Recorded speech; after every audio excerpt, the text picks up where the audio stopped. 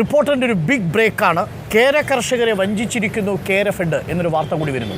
കേരളത്തിലെ കേര കർഷകരിൽ നിന്ന് ഈ കൊപ്ര സംഭരിക്കാതെ തമിഴ്നാട്ടിലെ കർഷകരിൽ നിന്ന് കൊപ്ര സംഭരിക്കാനുള്ളൊരു തീരുമാനം കേരഫെഡ് എടുത്തിരിക്കുന്നു എന്നൊരു വാർത്തയുണ്ട്. അതിൻ്റെ തെളിവുകൾ റിപ്പോർട്ടറിന് ലഭിച്ചു.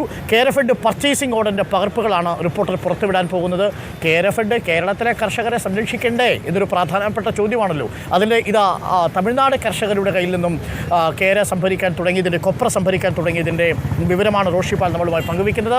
റോഷിപാൽ, കേരളത്തിലെ കേര കർഷകരോട് കേരഫെഡ് എന്തിനീ വഞ്ചന ചെയ്തു? അരുൺകുമാർ, സംസ്ഥാനത്ത് ഏറ്റവും ഗുണനിലവാരമുള്ള നാളികേരം ലഭിക്കുമ്പോഴാണ് സംസ്ഥാനത്തെ കേര കർഷകരെ തഴഞ്ഞ തമിഴ്നാട്ടിലെ കൊപ്ര വ്യാപാരികളിൽ നിന്നും കൊപ്ര സംഭരിക്കുന്ന തീരുമാനത്തിലേക്ക് കേരഫെഡ് എത്തിയത്. കഴിഞ്ഞ ദിവസങ്ങൾക്ക് മുമ്പ് ഈ വാർത്ത നമ്മൾ പുറത്തുവിട്ടിരുന്നു. കൊച്ചി ആസ്ഥാനമായുള്ള ഒരു സ്വകാര്യ ഏജൻസി വഴി മുംബൈ ആസ്ഥാനമായ NEML എന്ന ഓൺലൈൻ പ്ലാറ്റ്ഫോം വഴിയാണ് ഈ കൊപ്ര സംഭരണം നടക്കുന്നത്. തമിഴ്നാട് മാത്രമല്ല, കർണാടക, ആന്ധ്ര ഉൾപ്പെടെയുള്ള സംസ്ഥാനങ്ങളിൽ നിന്നും നാളികേരം ടൺ കണക്കിനാണ് പ്രതിദിനം സംസ്ഥാനത്തെ കേരഫെഡ് ഇറക്കുമതി ചെയ്യുന്നത്. ഇപ്പോൾ തമിഴ്നാട്ടിലെ കൊപ്ര വ്യാപാരികൾക്ക് കേരഫെഡ് നൽകിയ പർച്ചേസിംഗ് ഓർഡറിൻ്റെ പകർപ്പുകളാണ് നമ്മളിപ്പോൾ പുറത്തുവിടുന്നത്.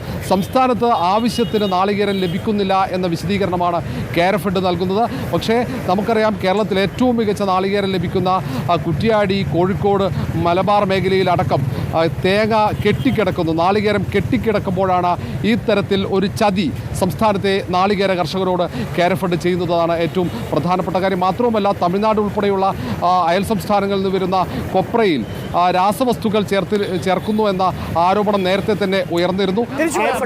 കേരളത്തിലെ കേര കർഷകരിൽ നിന്നും കൊപ്ര സംഭരിക്കാതെ തമിഴ്നാട്ടിലെ കൊപ്ര കർഷകരിൽ നിന്ന് കൂടി കൊപ്ര സംഭരിക്കാൻ വേണ്ടിയിട്ട് തീരുമാനമെടുത്തു എന്നാണ്. അതായത് റോഷിപാൽ, എനിക്കൊരു സംശയമുള്ളത്, ഈ കേരഫെഡിന് വേണ്ടുന്ന കൊപ്ര കൊടുക്കാൻ ഉള്ള കൊപ്ര ഇവിടെ ഇല്ലാത്തത് കൊണ്ടാണോ ഇനി തമിഴ്നാട്ടിലെ കർഷകരെ സമീപിച്ചിരിക്കുന്നത്? അങ്ങനെയും വേണമെങ്കിൽ സംശയിക്കാമല്ലോ. അങ്ങനെ ഒരു ലക്ഷ്യമുണ്ടോ അതിന് പിന്നിൽ? ഒരു ഉദ്ദേശം, സതുദ്ദേശം അതിന് പിന്നിൽ ഉണ്ടാകാൻ സാധ്യതയുണ്ടോ?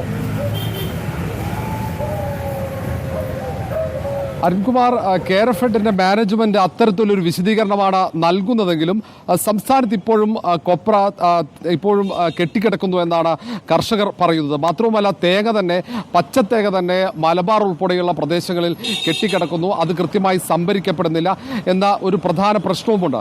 അതുകൊണ്ട് തന്നെ സംസ്ഥാനത്ത് നാളികേരത്തിൻ്റെ വില ഇടിയുന്ന ഒരു സാഹചര്യമാണ്.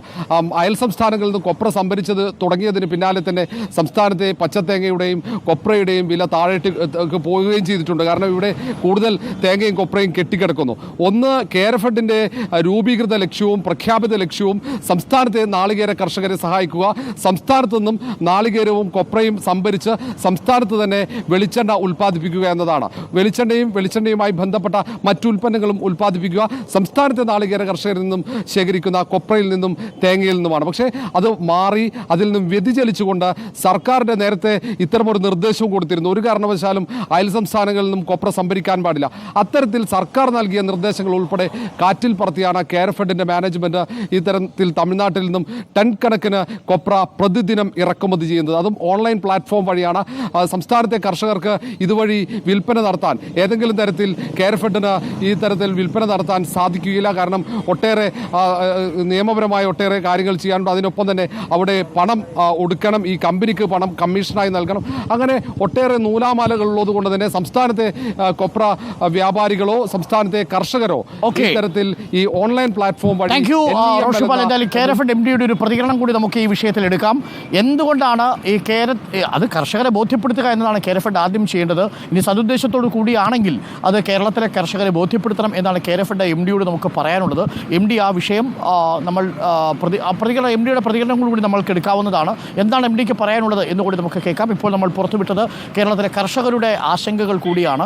അത് തീർച്ചയായും അത് ചെയ്യാൻ പാടില്ല. അങ്ങനെയാണെങ്കിൽ കർഷകരെയും ബോധ്യപ്പെടുത്തണം. ഇതുകൊണ്ടാണ് കൊപ്ര കെട്ടിക്കിടക്കുമ്പോൾ നിങ്ങൾ തമിഴ്നാട്ടിൽ നിന്ന് കൊപ്ര എടുക്കേണ്ട ആവശ്യം എന്നൊരു പ്രധാനപ്പെട്ട ചോദ്യമുണ്ടല്ലോ. ആ സംരംഭം നമ്മുടെ കർഷകർക്ക് വേണ്ടിയുള്ളതാണെങ്കിൽ അത് ചെയ്യുക. തമിഴ്നാട് സർക്കാരിലെ കർഷകരെ നോക്കിക്കോളും എന്നുള്ളതാണ്.